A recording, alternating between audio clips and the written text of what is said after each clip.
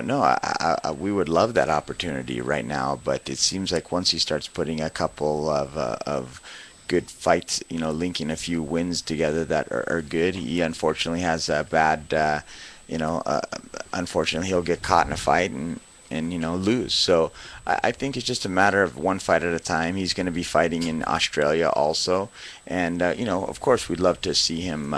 We'd love to see him back in the UFC. You know what I mean? And some other fights that are coming up. We got Rafael Feijão. It looks like Houston, August 21st. Houston, King Mo. King Mo. Yeah, we got Thales Leites is going to be fighting in San Diego on August 14th.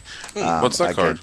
It's a new organization that's coming out. It's going to be in San Diego, and he's going to be fighting. What is it? Vitali. Hey, by any chance, is this Vitali. in Irvine, California, or is it San Diego? No, I think it's San Diego. Oh. And what's it? Vitali, the Hawaiian kid. Falanico Vitali. Yeah, he's going to be fighting Thales Leites there.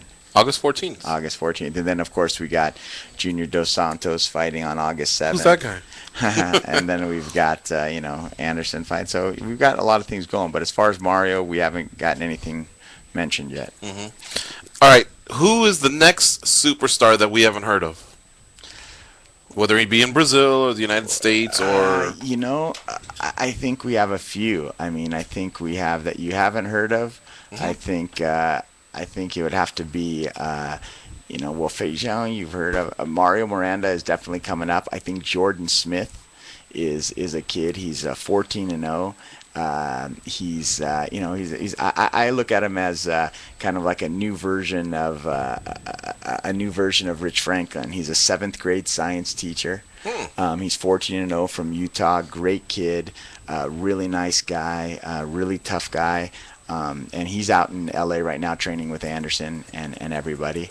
I think Diego Nunes hasn't had any big exposure fights yet, but I mean he's getting better and better. He had one loss to LC Davis, but other than that, he's doing good. And of course, Andre Galvão is one guy who has had some big fights. He unfortunately lost a fight in the Dream tournament, which was a little controversial loss, but it is what it is, and he's fighting in Strikeforce, so I think he's another up and comer that I think you guys will hear a lot more about.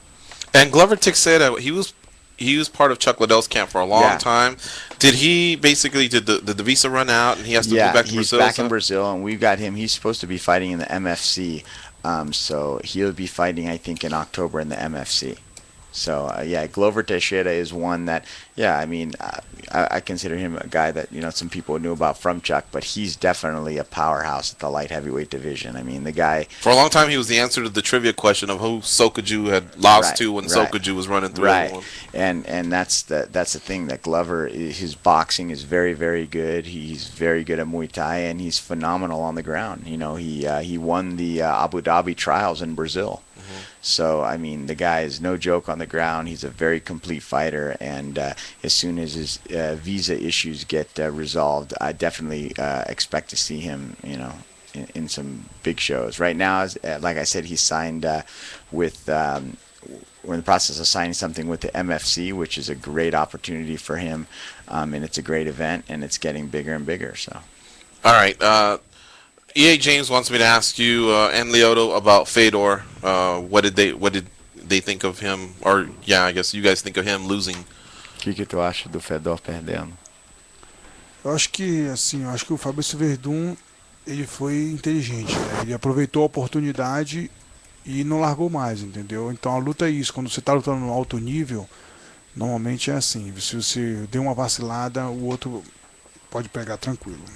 I think what Lyoto said is I think Fabricio Verdum fought a very, very intelligent fight, and at that level, when you're fighting amongst the best in the world, it's like a chess game. You move the wrong piece, and you can lose, and that's exactly what Fedor did, and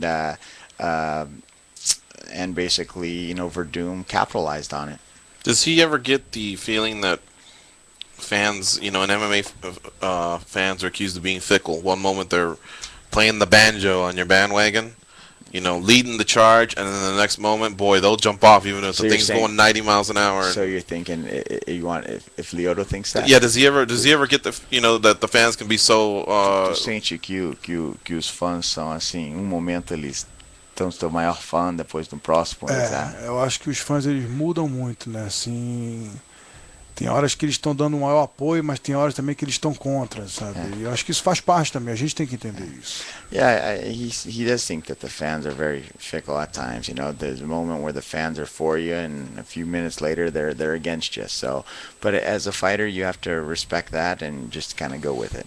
It's one of the things that I guess frustrates me the most in MMA is how quickly that can change. It's a dynamic in MMA that I guess we're all glued to the set because anything can happen. But at the same time, because it does happen, man, it's all of a sudden someone can be washed up Well, I'll tell you, I think the one that's affected me the most was people were talking about Big Nog, against Frank Mir. It was Big Nog's done. He's over with. Then after the Randy Couture fight, he's back. You know what I mean? And then unfortunately he goes in there and tries to just bang it out with Kane, gets caught. And the thing that's crazy is that, granted, he got caught, but if the punch that he threw was an inch closer and a second earlier, Kane could have been there. You know what I mean? It's just Kane was the better man that night, and hats off to him. But sometimes it does bum me out when I hear people talk about the fighters, especially a fighter like Antonio Rodrigo Nogueira, who is a legend in the sport, and everything he's done in the sport. I just can't believe people sometimes would say the things that they say, but that's the fans. Now that Brazil is out, they want me to ask you. Fedor Sweater wants me to ask you guys. Now that Brazil's out, are you cheering for any particular country to win this World Cup? Você está torcendo para nenhum país para ganhar essa Copa? Eu acho que eu tava torcendo pro Brasil, lógico, né? Mas depois que o Brasil perdeu, eu não tô nem muito ligado mais tanto na Copa, assim. He said, yeah, he was rooting for Brazil, but after Brazil lost, he hasn't even really been following it. Você não gosta de Holland? Holanda? É Holanda. No? No more. Ok. Semana passada, o nome dele, Goes. Semana passada, ele vem com tudo. Holanda. Seu nome, Van Goes. Van Gogh. Sim. That was Van Goes. Você não gosta da Holanda? Slap. Como Anoki. A ele. Yeah.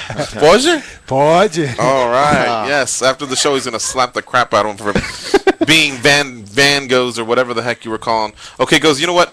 We're gonna do a quick commercial, and then I'm just gonna set up the mics, and I want to talk to Shinzo, if you don't mind, just for a couple minutes. Not at all. And then we'll bounce, guys. We've really appreciated your guys' time on the show.